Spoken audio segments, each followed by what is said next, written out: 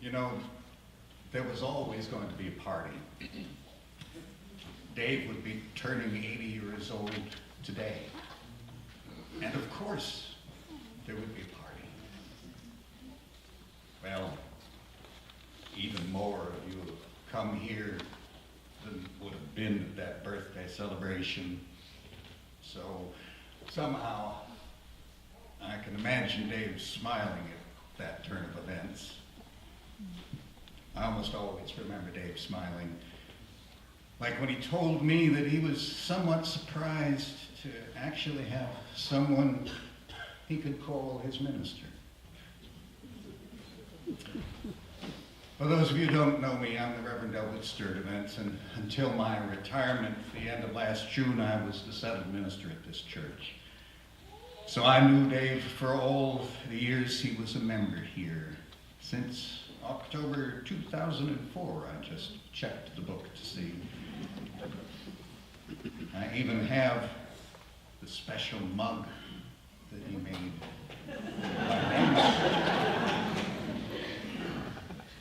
The way many of you do. More than anyone else I can think of, to me, Dave is still somehow present in the artworks that he left behind. His imagination, his humor, his facility for engaging the world in out of the ordinary ways, his resourcefulness, his uniqueness is all better captured through Dave's creative expressions than my words could ever convey.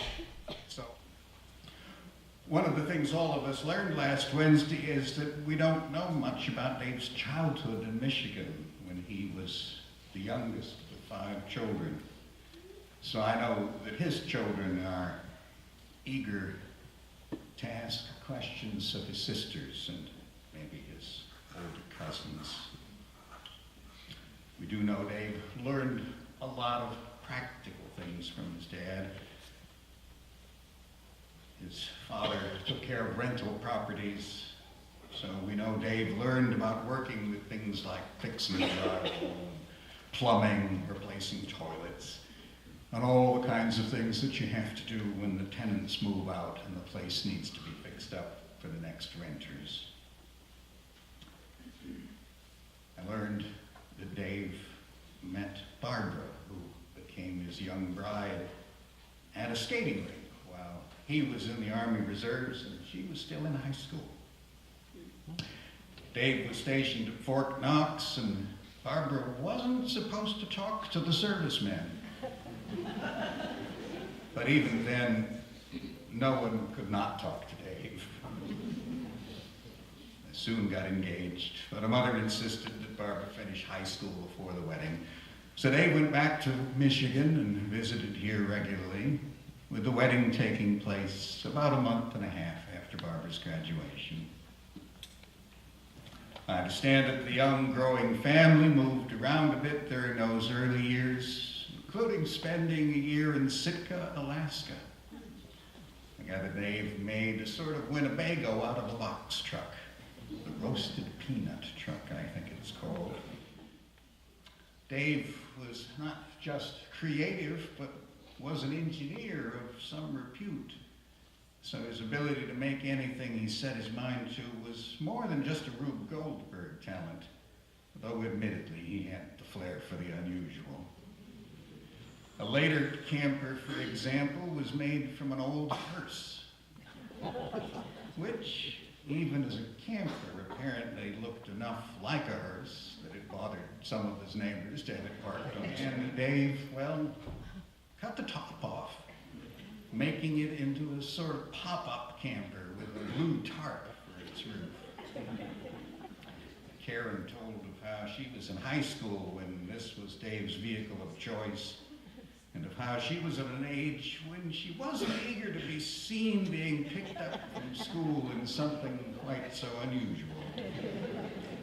I gather she'd try to have Dave pick her up from a spot that was a little out of the way. But that Dave thwarted her effort at being a little discreet by adding a public address system. And that he would announce, "We're here," through the loudspeakers when the family would pull up at softball games, for example. Trips to Michigan to visit family were part of life for decades. There are stories of Dave driving his new car across a frozen lake. He made it. Dave on a snowmobile that was briefly airborne when he wound up on a ramp that he didn't know was there. Zane, his grandson, recalls annual Memorial Day visits where Dave and Margie would help the family put in gardens. Everybody has memories of Dave making life more interesting, more of an adventure. Dave was not afraid to try anything. He'd jump in with both feet. And usually it would turn out that he was good at whatever he tried his hand at.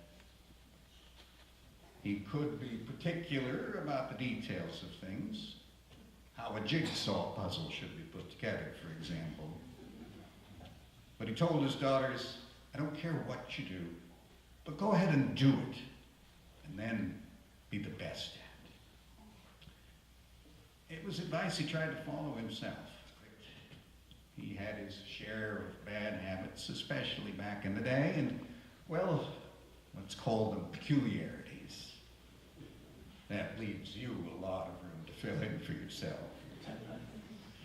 The one I thought I'd mention was about eating out. I'm not sure I've got the rules right. You'll have to check with the family. But I think it was that if what you ordered cost more than what he was ordering, you got to pay for the meal.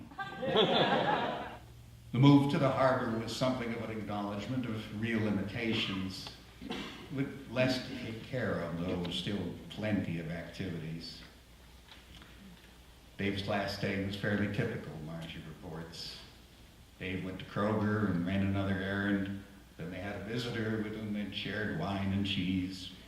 When the visitor left, they began to make dinner plans. And Margie was about to go out to get some fish, while Dave was reading, appropriately enough, a party invitation.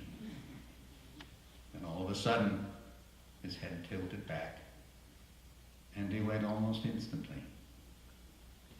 His heart had finally worn out. He'd have been here at church just the Sunday before, and everybody said, "But we just saw him, he was fine," or "We didn't know he was sick." Margie says Dave's cardiologist called after Dave died and expressed his amazement at the quality of life that Dave had with all of the damage that his heart had suffered. Well, that organ, which serves as a pump, had been seriously damaged for a long time. But in another sense of things, there was no one with a bigger heart than Dave. No one with more capacity for friendship and good fun. No one with more capacity for getting joy out of life. For making not just wonderful things, but for making life itself an adventure and a joy. So he got to go quickly and at home. He'd gotten to meet Miles, the newest member of the family, quietly up here in the front row, and to be impressed with Zane's involvement with parenting. He does really well. It's cool, he observed. He got a lot more time than he expected. And all of that extra time with Margie, which meant the world to him. And everyone still misses him terribly. Now that I've taken too much time, all that remains for me to do is to thank Margie and the family for sharing with me, and Jeff again for letting me in turn share some of what I learned. And of course, I thank all of you for being here for Dave and for each other.